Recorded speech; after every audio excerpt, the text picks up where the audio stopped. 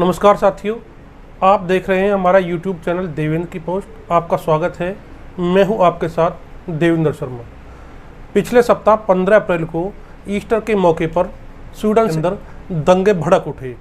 Sweden Europe के उन शांतिप्रिय देशों में शामिल है जहां बहुसांस्कृतिकवाद को दिल खोलकर स्वागत किया जाता है। स्वीडन में हुए इन दंगों में लगभग 40 लोग घायल हो गए। मीडिया रिपोर्ट्स की माने तो इन दंगों में 26 पुलिसकर्मी भी घायल हुए हैं, जबकि 14 आम नागरिक घायल हुए हैं। पुलिस को गोली चलानी पड़ी, जिनमें 3 लोग घायल हुए हैं। दंगाइयों ने 20 से अधिक वाहनों को आग के हवाले कर दिया तथा कई स्थानों पर आगजनी की। पुलिस के द्वारा भीड़ को काबू करने का प्रयास किया गया। इसके जवाब में भीड़ ने पुलिस पर पथराव किया। पथराव में भी कई पुलिसकर्मियों के घायल होने की खबर है। वैसे कार्रवाई करते हुए पुलिस ने 40 लोगों को गिरफ्तार किया है।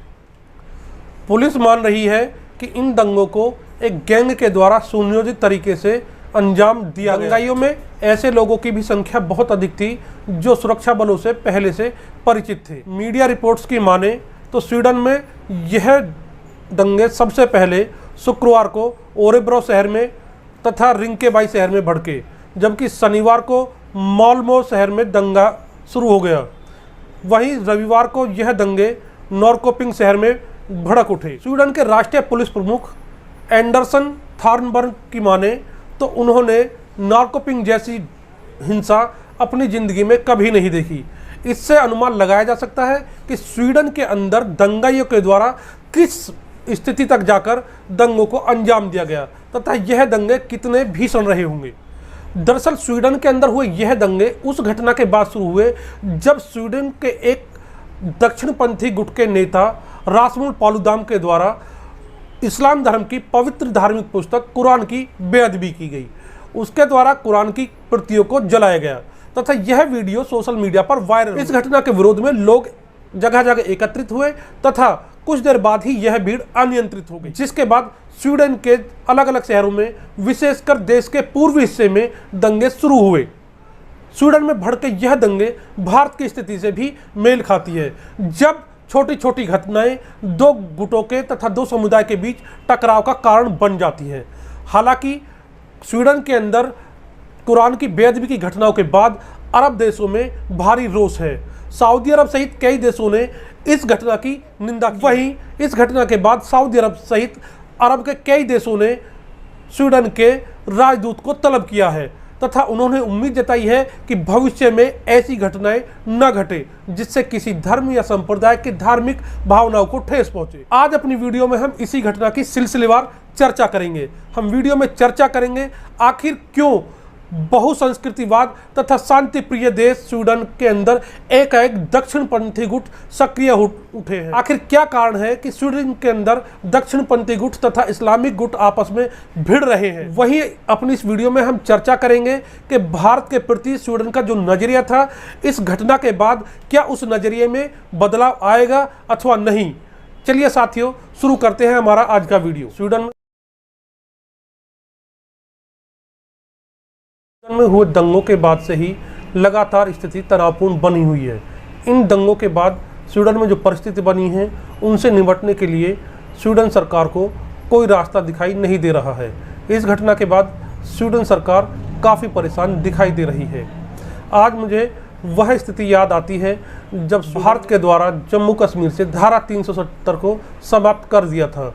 उस समय स्वीडन उन चंद देशों में से एक था जिसने कश्मीर से धारा 370 हटाए जाने का विरोध किया तथा मानवाधिकारों को लेकर भारत के ऊपर हमला किया था।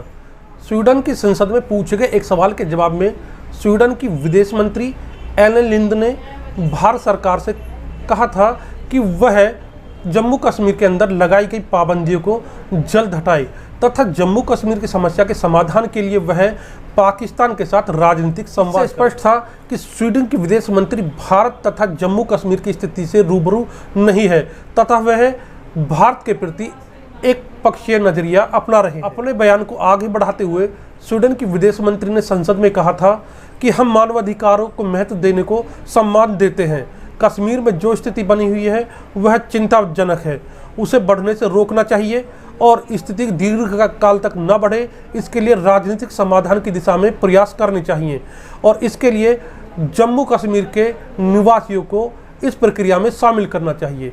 यह मैं आपको बता दूं, स्वीडन सरकार का इस मत के द्वारा सीधा सीधा संकेत था कि जम्मू कश्मीर के समाधान के लिए भारत पाकिस्तान और अलगाववादी गुटों से बातचीत करे, जबकि यह बात जग जाहिर है कि जम्मू कश्मीर भारत का आंतरिक मामला है। इसमें किसी भी पक्ष से बात करने की संभावना बिल्कुल नहीं बचती है, लेकिन विश्व बरादरी में वाहवाही लूटने और अपने आप को बहुसंस्कृतिवाद तथा शांति प्रियता का अगवाकर्ता साबित करने के लिए स्वीडन ने इस तरह की बातें कही। स्वीडिश संसद में जो विदेश मंत्री एलन लिंड से सवाल पूछा गया, उसका जवाब देते हुए विदेश मंत्री एलन लिंड यही नहीं रुकी।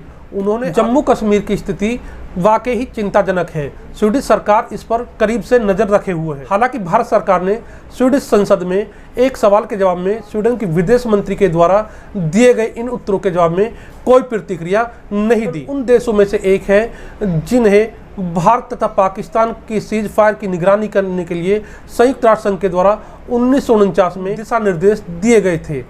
इस दल में 40 सदस्य शामिल हैं, जिनमें से 5 सदस्य स्वीडन के हैं। स्वीडन के संसद में स्वीडन के विदेश मंत्री एलन लिंड के द्वारा जो भी बातें कही गई, उनसे यह प्रतीत होता है कि स्वीडन उस यूरोपीय तथा अमेरिकी नजरिए से प्रभावित है जो आतंकवाद को भी गुड टेररिज्म और बैड टेररिज्म में विभाजित करते हैं। इससे यह भी पता चलता है कि यूरोपीय देशों ने भारत के अंदर पैदा हो रहे आतंकवाद की जड़ को तथा उसके मूल कारण को कभी भी गंभीरता से समझने का प्रयास नहीं किया। जब स्वीडन के अंदर इस तरह की समस्याएं पैदा होने लगी हैं तथा स्वीडन के अंदर भी वही हालात दिखाई दे रहे हैं जम्मू कश्मीर राज्य में बने रहे थे, ऐसे में उम्मीद करते हैं कि स्वीडन को भी अब भारत के दर्द को एहसास किया जाएगा, भारत की समस्याओं को भी करीब से समझने का प्रयास किया जाएगा।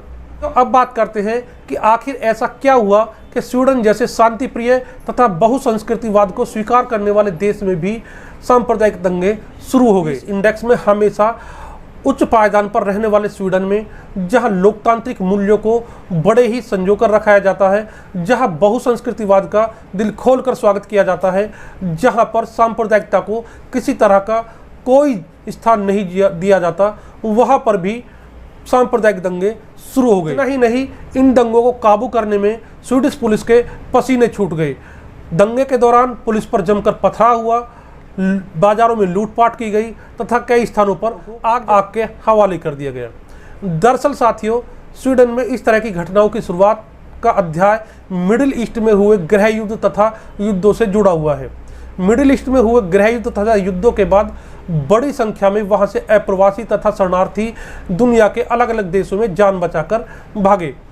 ऐसी स्थिति में बड़ी संख्या में अप्रवासियों और शरणार्थियों के द्वारा यूरोप के देशों का रुख किया। अपने देशों से जान बचाकर दूसरे देश में शरण के लिए पहुंचे इन शरणार्थियों के लिए यूरोप के जिन देशों ने दिल खोलकर स्वागत किया तथा उन्हें अपने यहाँ पनाह दी, उनमें से स्वीडन भी एक है। स्वीडन में बड़ी संख्या में अप्रवासी तथा शरणार्थी लोगों को स्वीडन के द्वारा अप्रवासियों तथा शरणार्थियों को अपने देश में जगह देने के लिए तथा उनका खुले दिल से स्वागत करने और उनकी मदद करने के लिए ओपन बॉर्डर पॉलिसी को अपनाया गया है। इसी पॉलिसी की संख्या में अप्रवासी और शरणार्थी स्वीडन का रुख करते हैं। स्वीडन के द्वारा दिल खोलकर स्वागत किया गया, लेकिन वर्तमान में स्वीडन की यह ओपन बॉर्डर पॉलिसी उसके लिए सिरदर्द बन गई। स्वीडन का बहुसंस्कृतिवाद अब स्वीडन के लिए समस्या खड़ी करने लगा है। दरअसल स्वीडन के अंदर लगभग 1/3 आबादी अप्रवासी और शरणार्थियों की हो चुकी है, जिनमें बड़ी संख्या में मुस्लिम शामिल हैं। अधिकांश ने स्वीडन की नागरिकता भी प्राप्त कर ली है। मीडिया रिपोर्ट्स की माने तो इनमें से बड़ी संख्या में युवा ISIS जैसे कट्टरपंथी मुस्लिम संगठन की ओर से जिहाद की लड़ाई के लिए गए। मीडिया रिपोर्ट्स की माने तो स्वीडन के कई शहरों में मुस्लिमों की अच्छी खासी आबादी है, जबकि कई शहर मुस्लिम आबादी बाहुल्य हो चुके हैं। यहाँ पर मुस्लिम समाज के द्वारा स्वीडिश समाज के साथ तारतम्य नहीं बैठाया जा सका है, बल्कि इसके विपरीत स्वीडन के अंदर अपना एक समानांतर समाज भी बना लिया। घटनाओं को लेकर इनके बीच टकराव की नौबत आ जाती। पीछे एक बड़ी वजह मुस्लिम समाज के द्वारा अपनी स्वतंत्र सांस्कृतिक पहचान बनाए रखना है, जिसके कारण वहां पर अब मुस्लिम समाज के लोग इस्लामिक तथा शरिया कानून की मांग भी करने लगे हैं। मुस्लिम समाज के धर्मगुरुओं के द्वारा यहाँ पर इन शरणार्थियों तथा अप्रवासियों को बरगलाया जा रहा है। झूठी खबरों का हवाला देकर कहा जा रहा है कि मुस्लिमों को मारा जा रहा है। नहीं, इन अप्रवासियों तथा शरणार्थियों के कारण स्वीडन के कई शहरों में कानून व्यवस्था को बनाए रखना भी एक चुनौती बन गया है। इन शरणार्थियों के द्वारा अपने आप को अब स्वीडन के मूल नागरिकों के साथ तुलना की जाने शरणार्थियों और अप्रवासियों के द्वारा महसूस किया जाने लगा है कि स्वीडन के अंदर उनके साथ स्वीडिश नागरिकों की तुलना में दो दर्जे का व्यवहार किया जा रहा है, भले ही उन्हें स्वीडन की नागरिकता न मिली हो। इसके बावजूद भी वह चाहते हैं कि उनके साथ स्वीडिश के मूल नागरिकों की तरह बर्ताव किया जाए। इसके साथ साथ इनके द्वारा अब स्वीडिश की मूल संस्कृति तथा वहाँ की मान्यता और परंपराओं पर भी कुठाराघात किया जाने लगा है। यही कारण है कि अब इन अप्रवासियों और शरणार्थियों को लेकर स्वीडन जैसे शांति प्रिय देश के अंदर ऐसे गुट भी खड़े होने लगे हैं जो अप्रवासियों और शरणार्थियों को अपनी संस्कृति, अपनी परंपरा और मान्यताओं के लिए खतरा माने जाने लगा है। यही कारण है कि स्वीडन जैसे शांति प्रिय देश में भी दक्षिण पंथ अब मुखर होकर उभर रहा है। जिस तरह से स्वीडन के अंदर अप्रवासियों और तथा शरणार्थियों की संख्या तेजी से बढ़ रही है, ऐसे में स्वीडन के मूल नागरिकों के मन में घर करने लगी है कि यदि शरणार्थियों और अप्रवासियों के आगमन की यही रफ्तार स्वीडन के अंदर बनी रही तो जल्द ही स्वीडन के मूल नागरिक अपने ही देश में अल्पसंख्यक हो जाएंगे और उनके सांस्कृतिक पहचान के अस्तित्व पर संकट मंडराने लगेगा। ऐसा नहीं है कि स्वीडन के अंदर मिडिल ईस्ट तथा अफ्रीका में जो अफरा तफरी तथा गृह युद्ध और युद्ध तथा आतंकवादी घटनाओं का माहौल बना, उसके बाद ही शरणार्थियों को अपने देश में पनाह दी गई। इससे भी पहले 1975 के दौर से स्वीडन के द्वारा अपने यहाँ ओपन बॉर्डर पॉलिसी को अपनाया गया तथा शरणार्थियों और अप्रवासियों का खुलकर स्वागत किया गया। इनमें बड़ी संख्या में फिनलैंड से आए हुए अप्रवासी और शरणार्थी उस समय शामिल थे, लेकिन फिनलैंड से आए हुए शरणार्थी और अप्रवासियों के द्वारा अपने समाज को स्वीडिश समाज के साथ समायोजित कर लिया तथा किसी तरह के समानांतर समाज का निर्माण नहीं किया। लेकिन अफ्रीकी तथा मिडिल ईस्ट से आए हुए अप्रवासी और शरणार्थियों के द्वारा ऐसा नहीं किया जा रहा है तथा उनके द्वारा अपना स्वयं का एक समानांतर समाज बना लिया है जो चाहता है कि स्वीडन के अंदर उन्हें उनकी सांस्कृतिक पहचान मिले तथा उनके धार्मिक मूल्यों को वरीयता दी जाए, जिसके बाद स्वीडन के अंदर टकराव जैसे हालात देखने को आ रहे हैं। यही कारण है कि स्वीडन के अंदर बना समानांतर मुस्लिम समाज और स्वीडन का मूल नागरिक समाज एक दूसरे को अब शंका भरी नजरों से देखते हैं। परिणाम स्वरूप अब छोटी छोटी घटनाओं को लेकर स्वीडिश, डेनिश तथा मुस्लिम समाज एक दूसरे से टकराते हैं तथा तनाव का माहौल पैदा हो जाता है। यहाँ पर प्रतीत हो रहा है कि जिस तरह से आंख मूंद कर स्वीडन के द्वारा बहुसंस्कृतिवाद को अपनाया गया, वह अब धीरे धीरे उसके ऊपर भारी पड़ने लगा है। स्वीडन के द्वारा भारत जैसे लोकतांत्रिक देश को भी मानवाधिकारों का पाठ पढ़ाए जाने की कोशिश की।